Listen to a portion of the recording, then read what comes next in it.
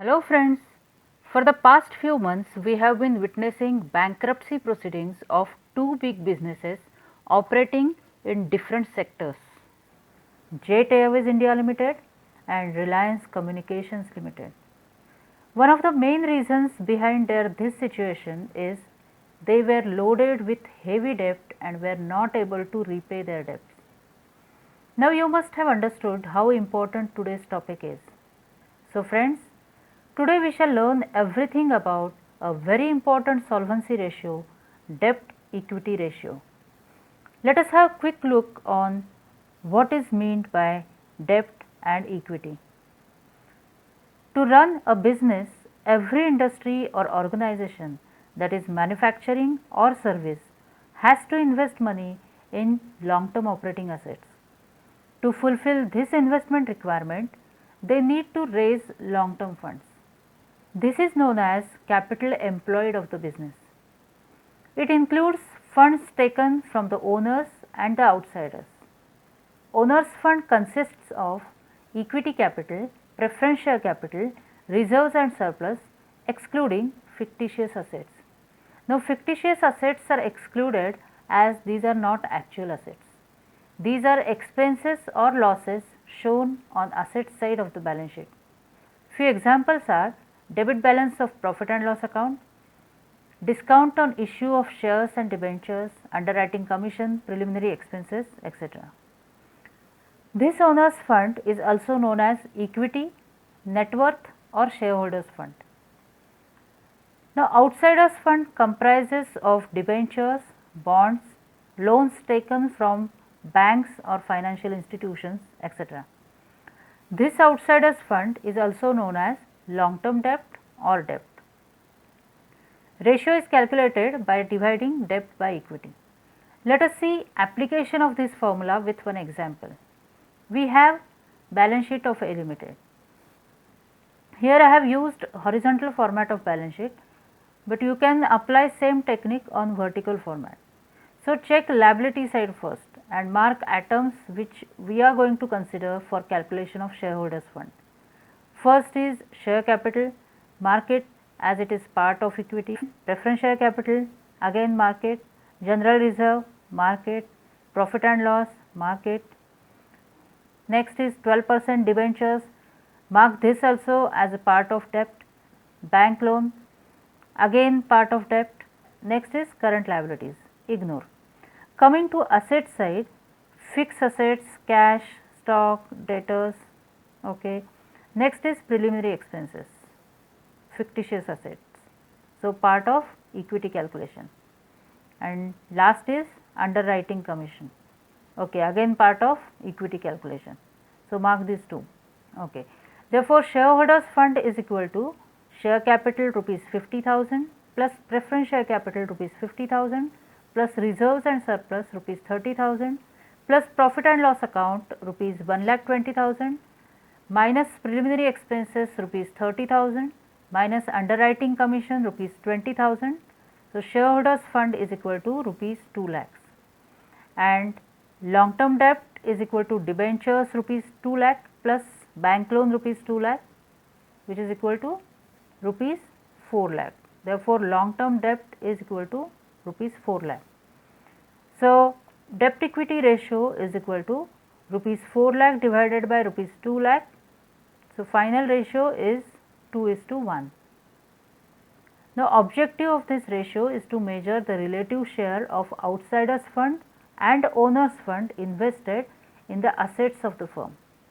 That means this ratio helps lenders or long term creditors to measure their claim against the assets of the firm and to know the safety margin available for them.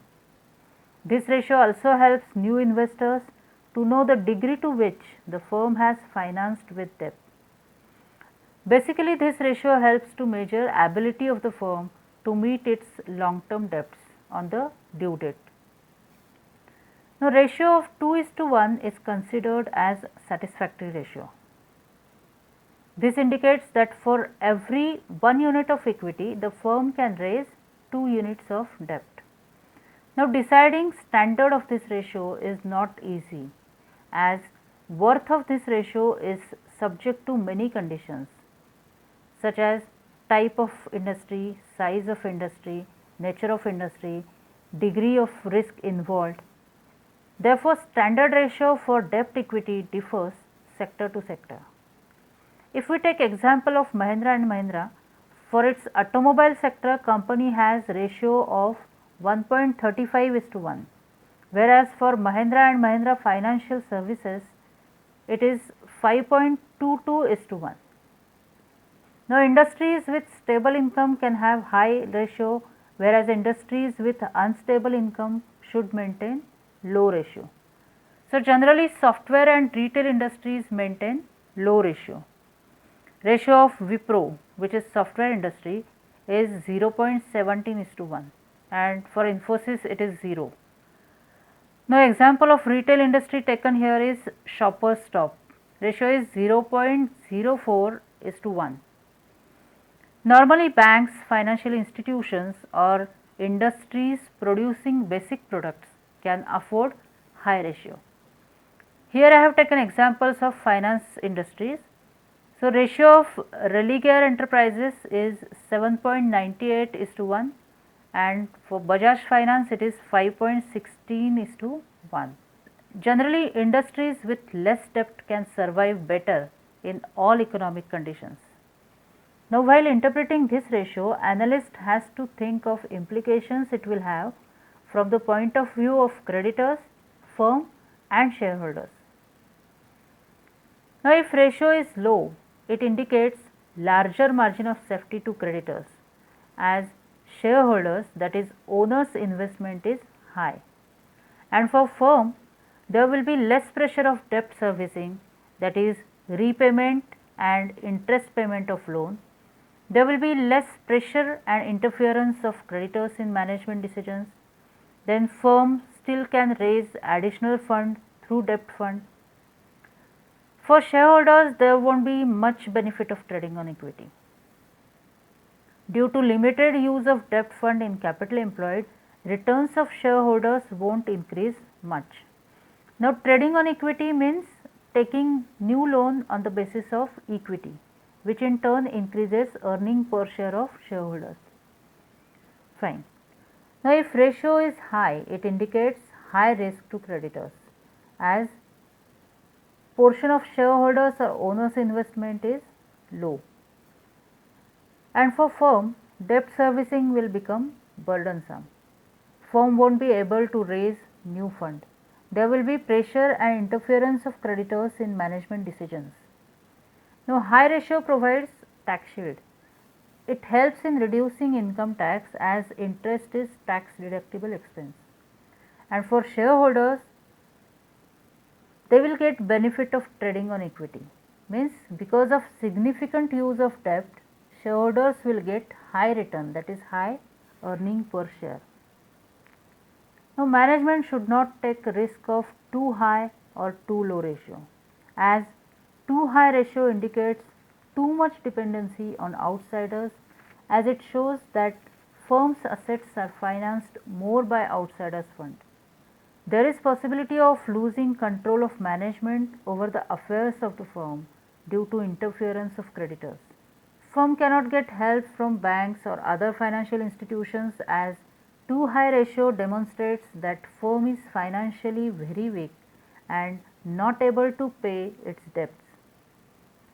High ratio indicates that interest cost is very high. That means there will be decline in the earning per share, and there is risk of bankruptcy also. Whereas too low ratio shows too much dependency on equity fund, leading to high cost of capital. Shareholders will get less return, that is low earning per share compared to leveraged firm.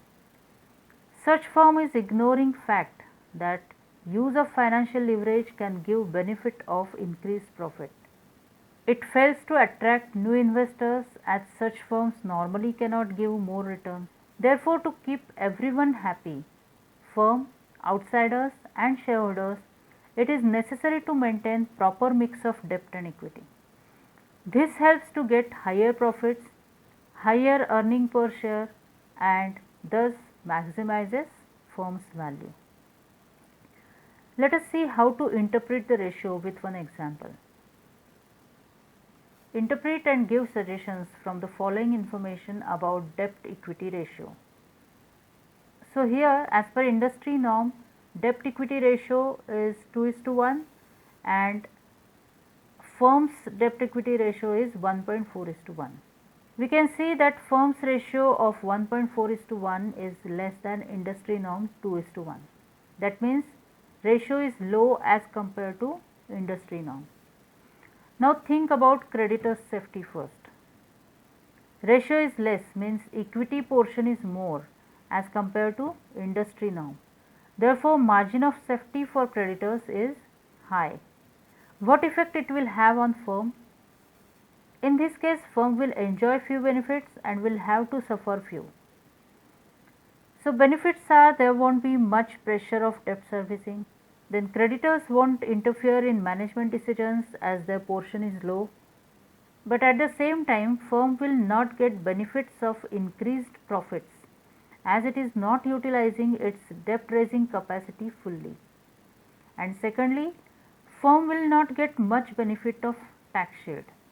Now for shareholders, as firm has not employed much debt fund as per capacity, shareholders won't get benefit of that much high earning per share. That means they won't get benefit of trading on equity. So what should be suggestion now? Firm has to employ new debt fund, right? How? By taking new loans or by issuing new debentures. And if more funds are not required, firm can redeem small portion of its preference share capital. Now moving to next question. Question is, state whether the debt equity ratio will increase, decrease or will have no change in each one of the following cases if ratio is 1.7:1. Okay. So first case is issue of debentures. That means long term debts are increased by new debentures whereas there is no change in shareholders fund.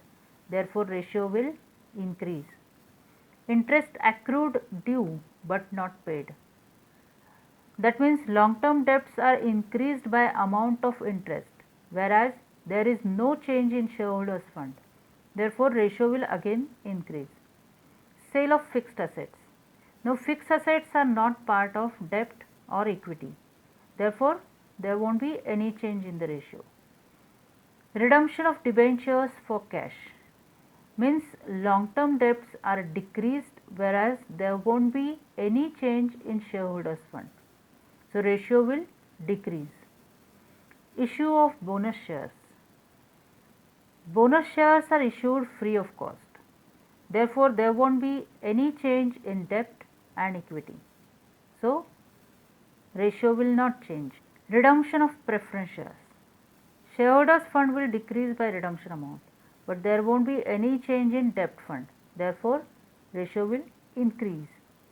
Issue of new shares against purchase of fixed assets.